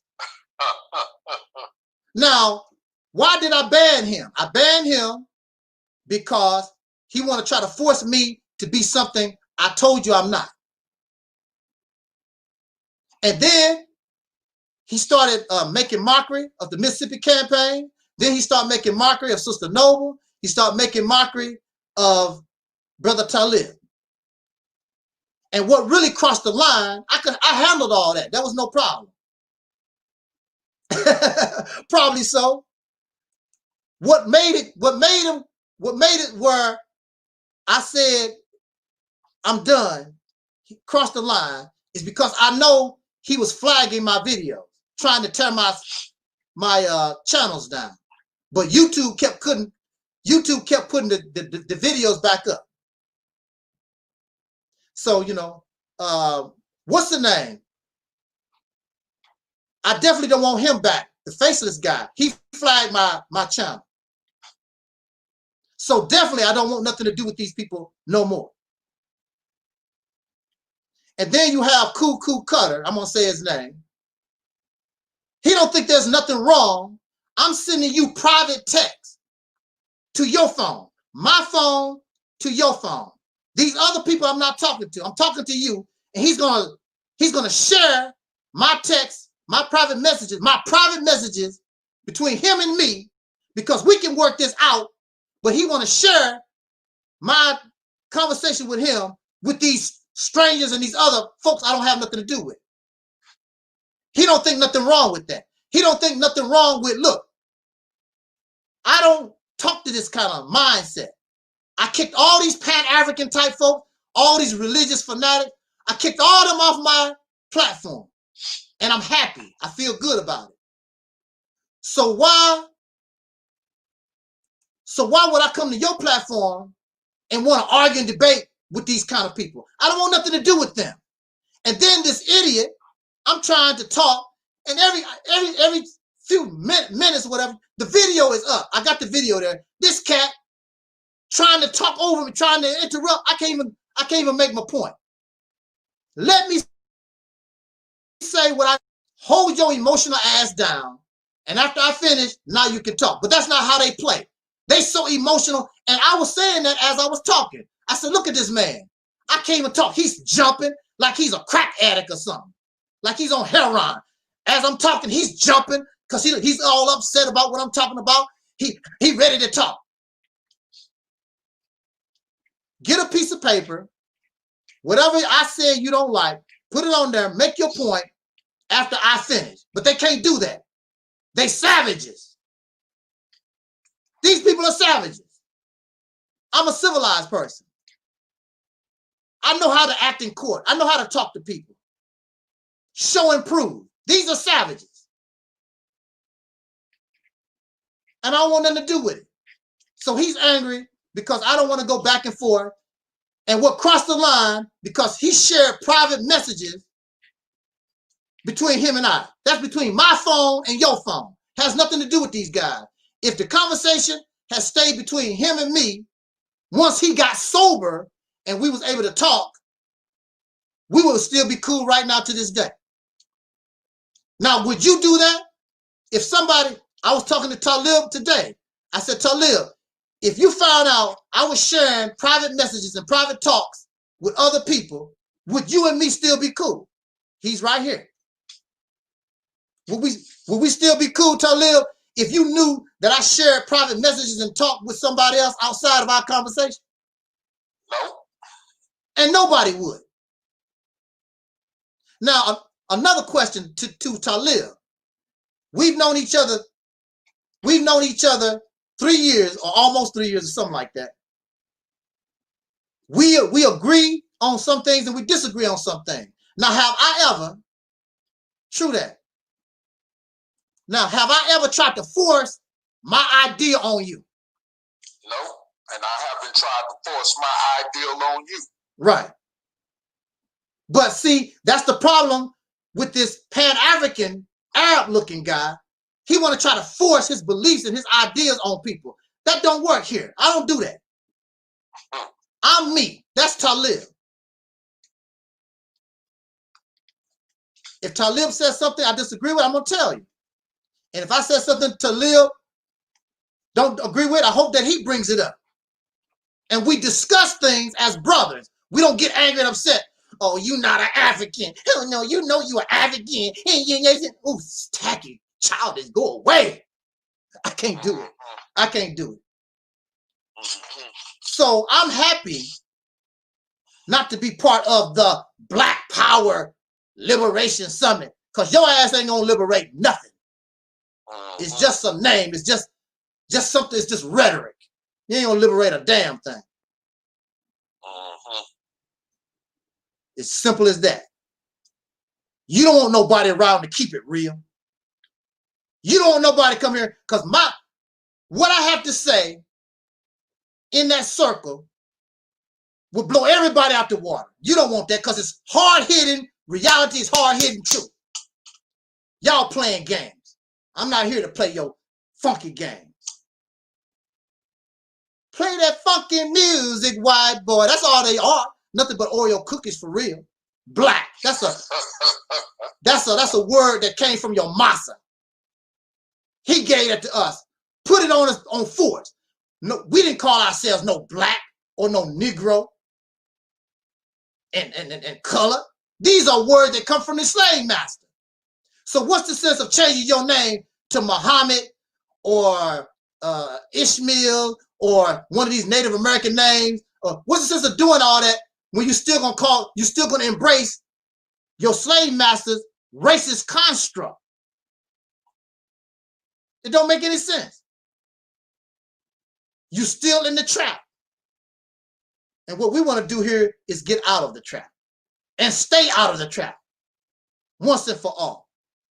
Change this reality for our benefit once and for all.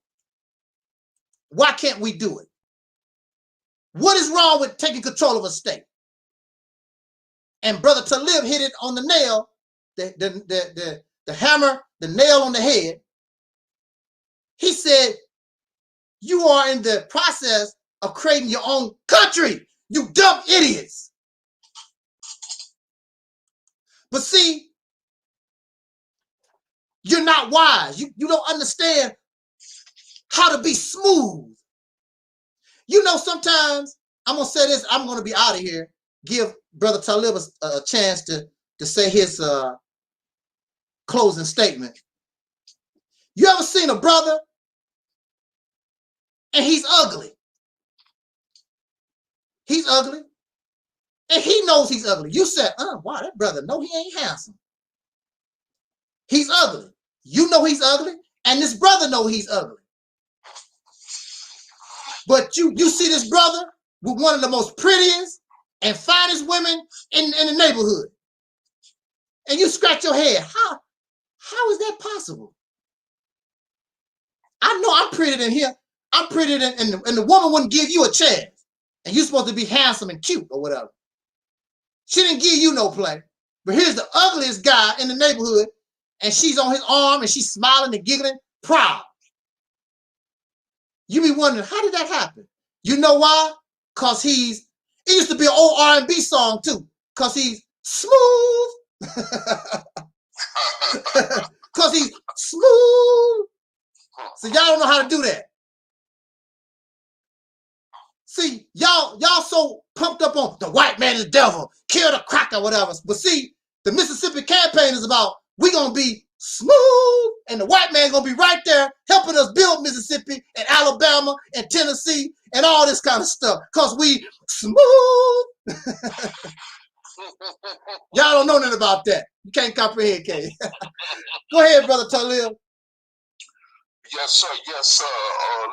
I'm gonna take us up out of here. Okay. But, you know, cause we like smooth.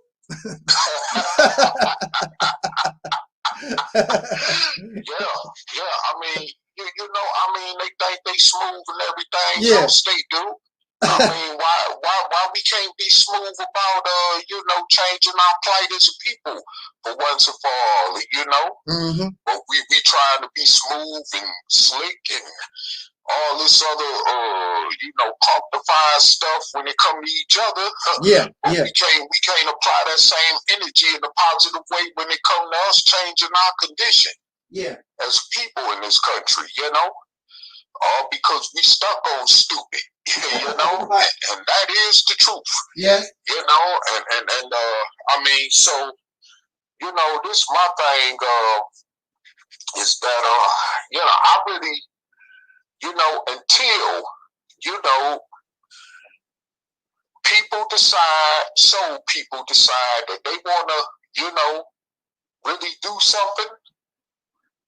I'm glad that you don't call me, and I'm glad that you don't offer your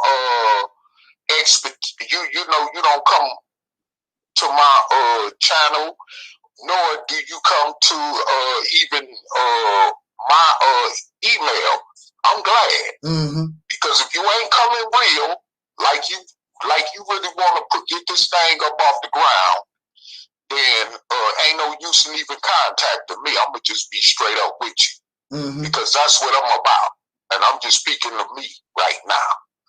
I know where Brother Angel Snub 7 at, but I'm just speaking about me. Right. Okay. So you know, anything if that consists with a bunch of bull doodle, I don't want nothing to do with it. Absolutely, absolutely. You know, I got my own personal issues in life to deal with. You know, yeah, than to be putting up with that crap. You know what I'm saying? Garbage. Yeah, and other stuff I'm dealing with in my own life. So, you know, you can miss me with that.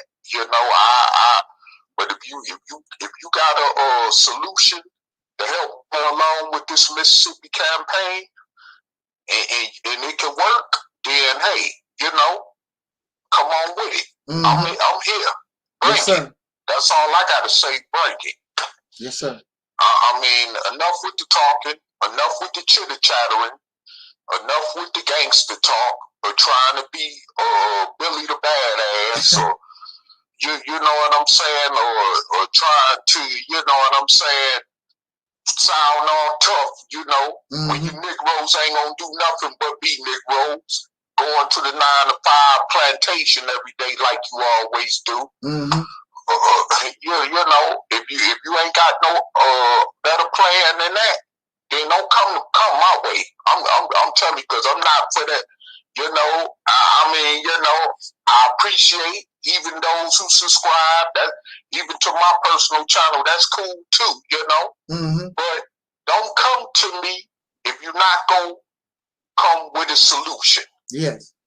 And I want to just make it clearly known, because I just saw someone just unsubscribed from my channel recently, and that's cool too. You know, because there was a time that I didn't have no subscribers at all. Right. So that's cool with me. You know, I can less care about all that. I don't get caught up in all that. Right. You know, see, that's that petty stuff, you know, that we be on. I don't get caught up in that. So, you know, and if you got personal problems you need to talk about, don't come my way. Because like I said, I'm dealing with my own personal problems, okay? We all got personal problems. I'm just sorry. I can't help you, brother or sister. I can't help you. You know, we are, I know we sold people. We caught up in the midst of racism, and that is a mental health crisis. Yes. That is a mental health crisis. I could understand it, but right now, I ain't got time for all that. We trying to get something together so that we could create a safe haven for us as 44 plus million in this country, where we ain't got to keep dealing with that. You see what I'm saying? Just like everybody else do for self and their own kind, that's where we need to be at. And it ain't about individualism. Me, my family. And first of all, I want to just say something about that too. If it ain't about me and my family, it ain't about nobody. First of all, most of you got relatives don't even give a damn about you. Yes. I know there's people in my biological bloodline that's like that. Don't give a damn about you, don't care nothing about you, don't even care if you even exist. Right. Okay? You know what I'm saying? And don't sit up here and tell me Because I've had people tell me, well, I don't have that problem in my family. Doo-doo-doo. Yeah. Okay? The right time, the right opportunity come up, you understand, you will change that tone quickly. Okay? Especially if it got something to do with some money. Yeah. After somebody been died or something, okay? Mm-hmm. So don't sit up. Every person is sold with a family, some type of family structure in this country is affected by the after effects of slavery. Yes. Going on over 400 years. You see what I'm saying? So, that's been here, plaguing us for over 400 years. So don't sit up and tell me that you don't have an issue in your family when somebody don't like somebody or somebody got some hidden agenda against somebody. Mm-hmm. Don't tell me that. I'm not trying to hear that. Everybody that's among the 44 plus million in America got some type of kind of dysfunctional issue going on in their family. Whether they know it, whether they see it or not, it's there. Sometimes it takes longer to come out than others. Okay? So don't sit up there and tell me that. I'm not trying to hear that. And Mm-hmm. people that talk like that, there's something wrong with them because they really don't know what they're talking about, obviously. Okay? And those who were born in families, I'm talking about people soul now, that were born in the families that had wealth or whatever and this or that. Well, I'm going to just say this here. You're still a Negro in America. Don't forget that. Okay? And I'm pretty sure those somewhere down in your family line that's less fortunate than you are might be jealous as hell of you, but they ain't told you to your face, okay? Right. So I don't even want to hear that. Okay? Don't I don't want to hear that. That's just not reality. And usually I just let people talk till their head come off their neck. You know what I'm saying? But that's not reality. That's something that's not reality. Period. Not especially when it comes to the so-called Negro in America, okay? That's just not reality. And then the fact that a lot of us can't even get along as biological relatives, but you want to think you could get along simply and like everything about the next fellow soul brother or sister that's not related to you as kinfolk go. That's just not natural either. Because like the brother just got through saying, it's stuff that me and him may not agree with each other on. But we don't let that get in the middle of our common goal. Like with this Mississippi campaign. You know what I'm saying? We don't let that get in between us. We still be brothers, okay? Exactly. We still act and treat each other like brothers. And those of you that claim that you love black people, well then you need to get on that same soul train. You see what I'm saying? You need to get on that same soul train page and stop being fake. As simple as that. I can't put it no more simpler than that because that's what it is. And to sit up here and talk about each other on social media, even when you claim you love black people, you know how that even make the racists look at you? That make the racists look at you worse than they look at the common everyday Negro they see on the streets. Because you supposed to pose a threat to them. But of course, and obviously, your way of action show that you don't. So there you go. So I mean, I just could, I really don't have no room or space for that, and for you to even sit there and talk down on a brother or sister, period, you know, especially like you was talking about that Arab-looking Negro, you know, talking down on the brother and sister as far as how they speak. Yeah. You know, and they punctuation and they words and articulate how they articulate. Well, let me tell you something, man. Some of your greatest geniuses wasn't that best of articulators. Right. Okay? Some of your best of your genius, I'm talking about among the people of soul, of course. Elijah Muhammad is a good example. Exactly. Exactly. So don't sit up here, you know what I'm saying, and play like because somebody could speak articulate or whatever more better than somebody else, that they just simply better than somebody. See, that's where that divide and conquer crap come in at also. You know what I'm saying? When you think you better than somebody else. Yes. You know, and to try to put them down and make them feel bad. You know what I'm saying? I mean, if you gonna say you love black people, you might as well just keep that phrase, vocabulary out your mouth. Right. Saying stuff like that, because you really don't love black people and you talking like that anyway. You know, but besides that nigga probably Arab any damn way. So right. You know. But yeah, you know, and he's not a good all that. He don't speak all that hot himself. Exactly.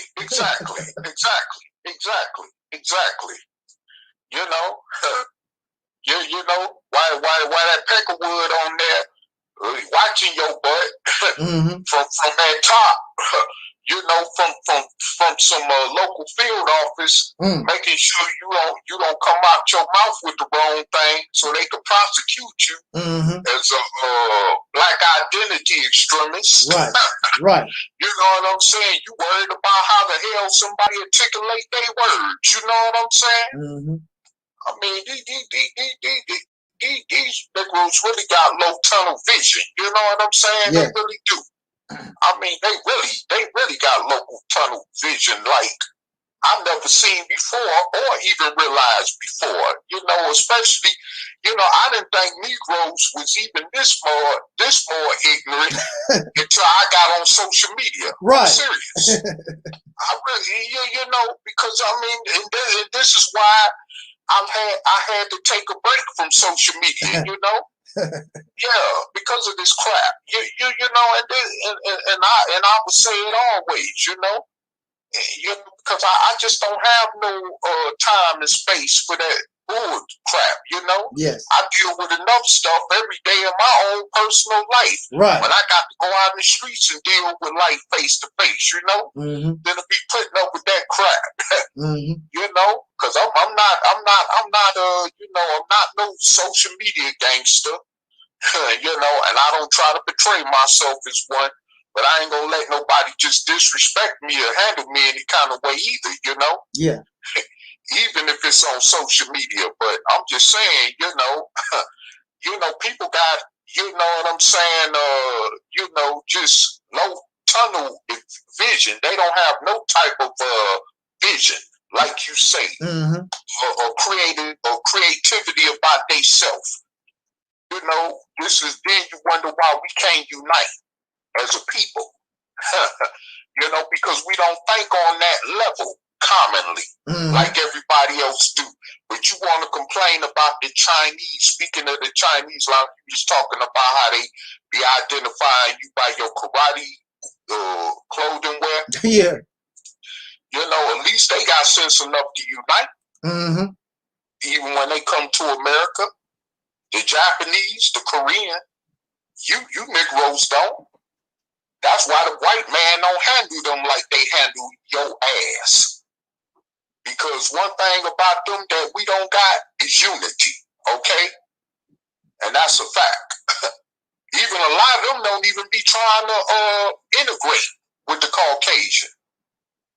If you go to most of their neighborhoods, when they get done every day running their businesses or hair salon businesses that they own or whatever, do you know that they go home, and when they go home, they go to their neighborhoods.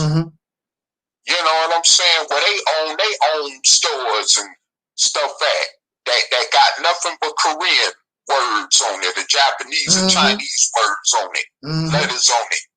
You understand? They, you know, they go to their own neighborhoods. Go to Detroit. Go to Dearborn right outside Detroit. That ain't nothing but that. They say they got the biggest Middle Eastern population there outside the Middle East. Right there in Dearborn, Michigan. And you know, every time I caught the bus going back and forth there to Detroit, I'm seeing two different worlds. I'm seeing two total, entire different worlds.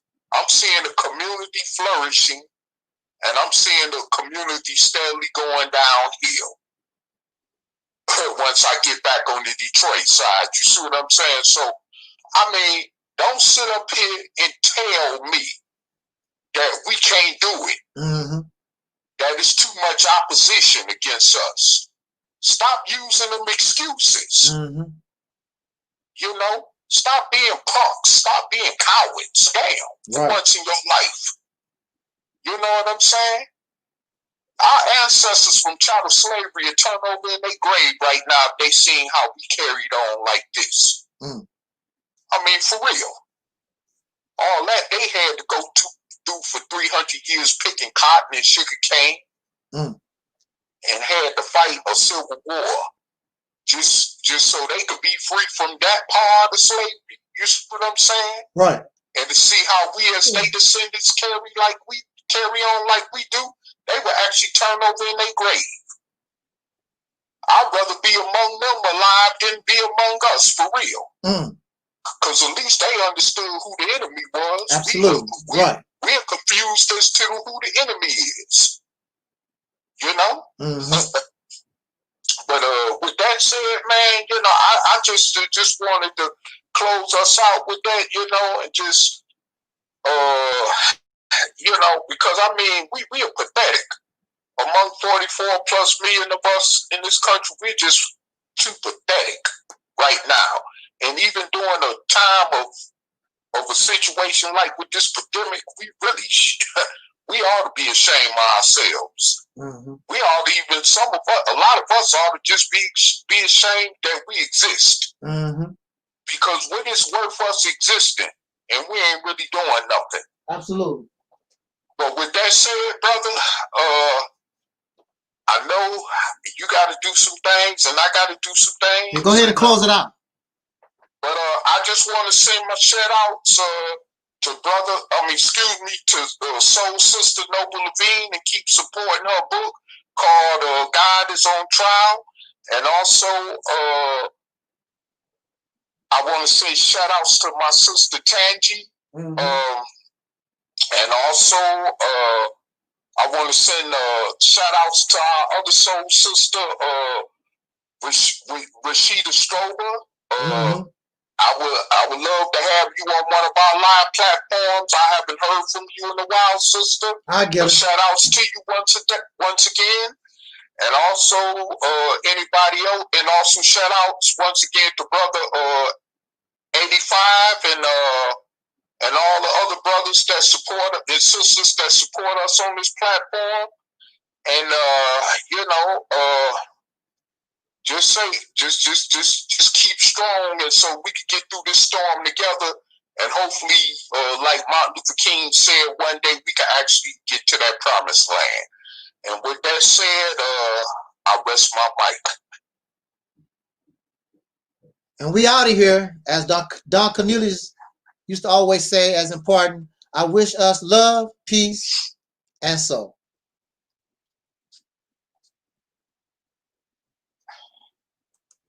Yes, go on.